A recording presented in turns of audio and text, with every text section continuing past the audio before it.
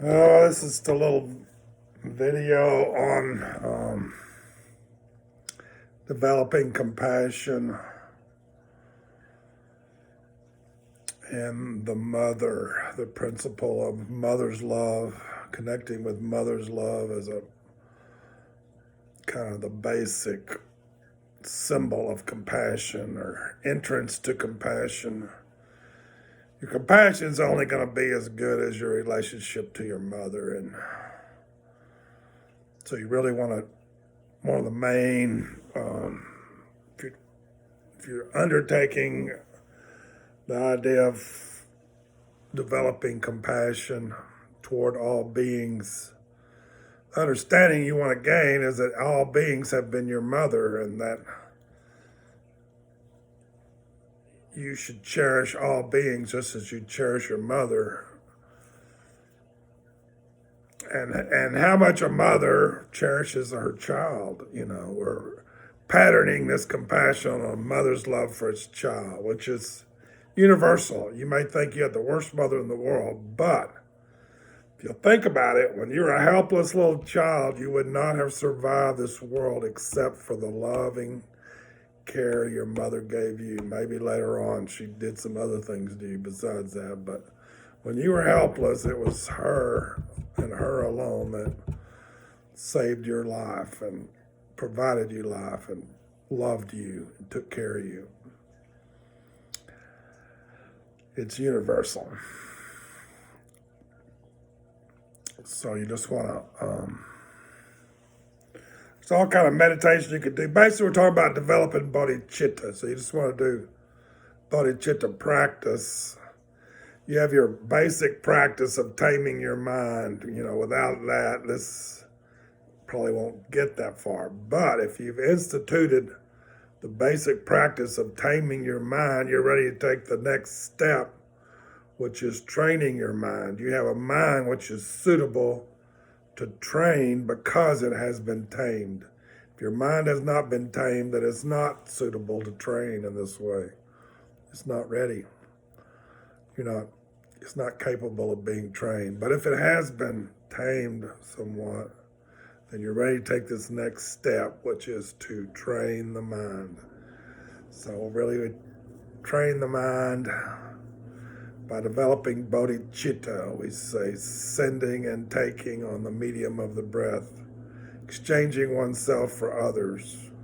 Just like a mother loves its child, it doesn't care, it forsakes anything about itself. It does everything to take care of this child, get this child the best, and sacrifices everything to make sure that it sacrifices sleep, sacrifices being exhausted all the time. It's just like 24-hour-a-day job, the child needs come first. And that's the way we try to become a mother to all beings in that way.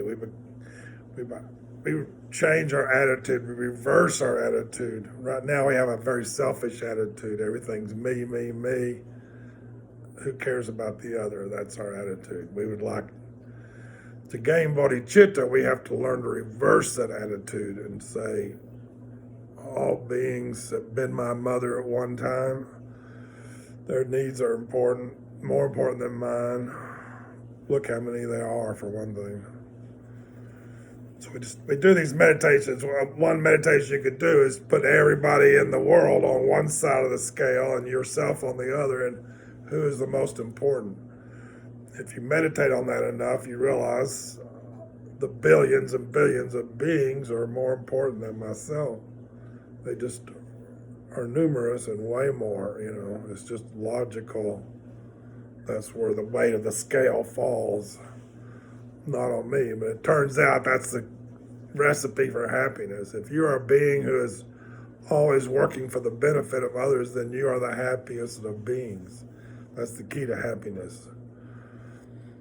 It's maybe not logical. It's maybe not, goes against ego's way of looking at things for sure. But that's just the way it is. If we want to be happy, we have to learn this jewel of altruism.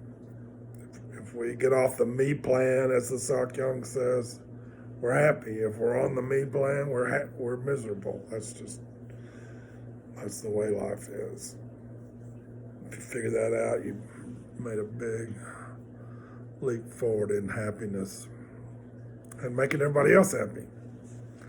You make everybody else happy when you do this, which is a big deal. Instead of making everybody else miserable, which is what we're doing now. We make ourselves miserable, we make everybody else miserable. That's a big deal too. It's a real big deal. Especially compared to the other, The bodhisattva sitting next to you makes everybody happy, and you make everybody miserable. That's a big difference. So we want to try to get on the path of the bodhisattva. We want to learn what he knows slowly. It's just a tiny little change of attitude, just working on it, training the mind to change this attitude, to reverse this attitude, just training the mind. But one of the first things we want to do is we want to go into contemplation on the idea of a mother's love. If we have a great mother and we love our mother, this is going to be easy. If we have problems with our mother, this is going to be difficult, but even more important that we do it. If you do this meditation, it'll make everything else a lot easier. If you will just part of your meditation every day, or part of your bodhichitta practice every day, or however often you practice your bodhichitta practices, you can start out with contemplating your mother. And it's just, the bodhichitta practice is you just change things, It was one way, but you change them to another way. You change them to where you can send all this love to your mother, and your mother sends all this love to you.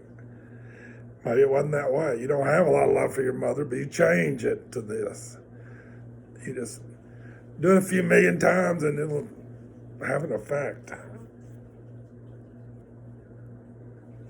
Do it a few million times, it'll have an effect. Your mind is like a groove. If you groove it with hatred, it's grooved, and that's what it does. But if you groove it with love, that's what it does. It knows love because it's been grooved. So you want to just groove your mind with love, especially related to your mother, but all sentient beings you regard as your mother, equal to your mother, because they have been your mother at one time or another. You have lived that so often that everybody you meet at one time was your mother. And just a mother's love is the key to the whole thing, sort of. So tuning into a mother's love is what you want to do. You want to tune into a mother's love. You want to become like a mother to all beings. So you just do the bodhichitta practice using your mother as starting point, and then you can move on to other situations which are current in your life, anybody you're having a difficult time with, or anybody you want to help. You just start out with your mother and then shift to your family member you may be having trouble with besides your mother, and on and on and on and on. Just keep working. Sending out love, taking in their pain, using it on the breath, using the medium of the breath. Cool, white, love, light, empowerment, all good things, Buddha qualities. Take in any negative energy, any demonic energy, any poverty mentality energy, any hate, any jealousy, any pride, which causes problems, causes them to be out of whack. And you just do that. Just do it. Just do the practice. Just do it. If it's hard, that's a good sign. If it becomes easier, that's a good sign. If it's hard, that's a good sign. If it's easy, that's a good sign. It's all a good signs if you do it, If you don't do it, that's not a good sign. If you can't do it, that's not a good sign. Try again. You're not training your mind if you stop, You just never stop. Never stop trying, never stop trying, never stop trying, never stop trying. And you'll change, man. You'll change. He'll help you with your mother like you cannot believe. This will help you with your mother like you cannot believe. It'll help you with everything. Your compassion will arise, whereas before it was stunted. It'll just arise. The Tibetans are shocked at how Westerners have problems with their mothers. It's just inconceivable to them. You know, Tibetan mothers are just loving figures, and they're all loving figures, and there's no problems there. They just love their mothers and see their mothers as the greatest, and they cannot figure out what happened to us. But we got to reverse this trend, you know. It's not just mothers, there's fathers too, but we got to change this. We got to repattern our mothers.